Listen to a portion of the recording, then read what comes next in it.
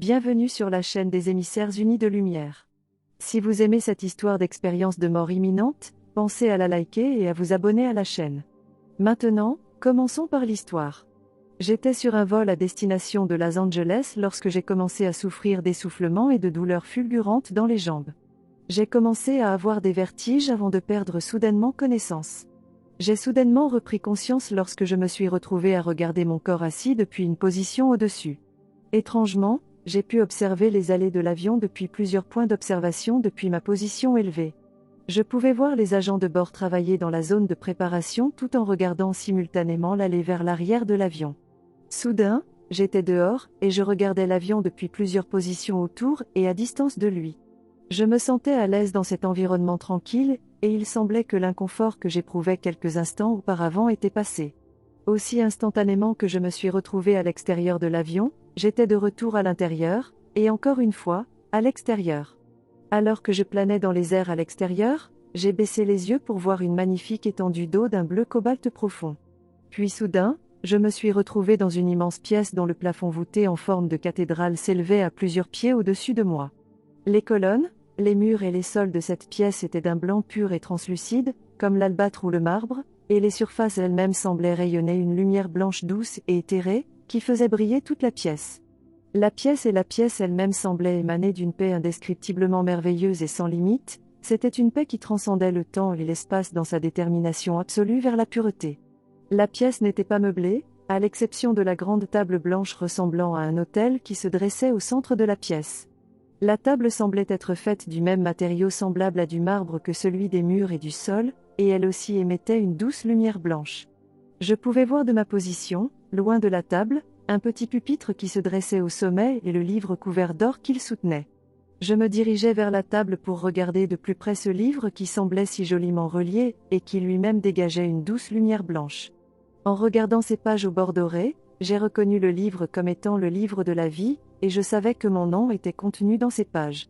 Du coin de l'œil, j'ai remarqué une silhouette debout à ma droite, et quand j'ai tourné mon regard vers elle, j'ai été étonné de voir la silhouette d'un homme en robe qui rayonnait une lumière blanche éclatante.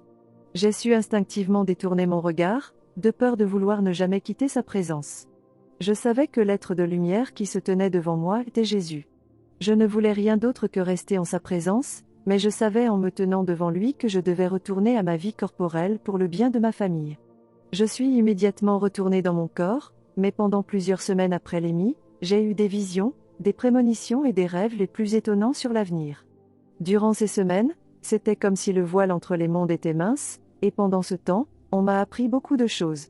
On m'a appris que les enfants de Dieu étaient des êtres divins par nature. Avant mon émis, j'étais confus quant au rôle du mari et de la femme dans une relation conjugale, et comme ces questions n'étaient pas claires pour moi, j'ai reçu des leçons sur ce sujet particulier. On m'a appris que l'égalité était le fondement de la relation conjugale. On m'a appris qu'il est de la responsabilité du mari et de la femme de s'aimer et de se servir sur un pied d'égalité, de sorte qu'aucune tâche ou responsabilité ne devrait incomber exclusivement au mari ou à la femme. On m'a montré que les parents ont une responsabilité égale dans l'éducation et l'éducation des enfants dont Dieu leur confie la garde. Dans une vision, j'ai vu le crash de l'avion de Delta Airlines et comment la compagnie aérienne allait faire faillite.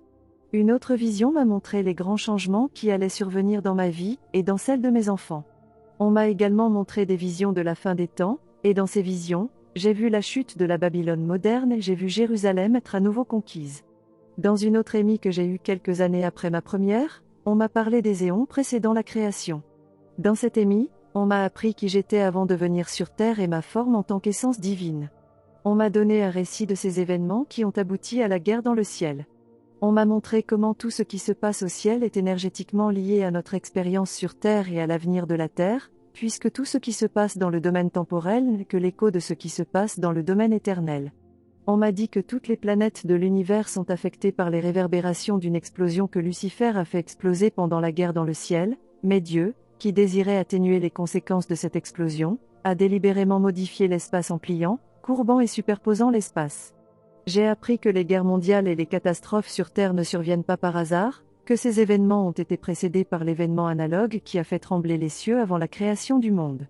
Dans une vision, j'ai vu une grande guerre se dérouler dans le ciel lorsque Lucifer s'est rebellé contre Dieu, Une guerre dans laquelle Michael et ses anges ont riposté contre Lucifer et sa légion.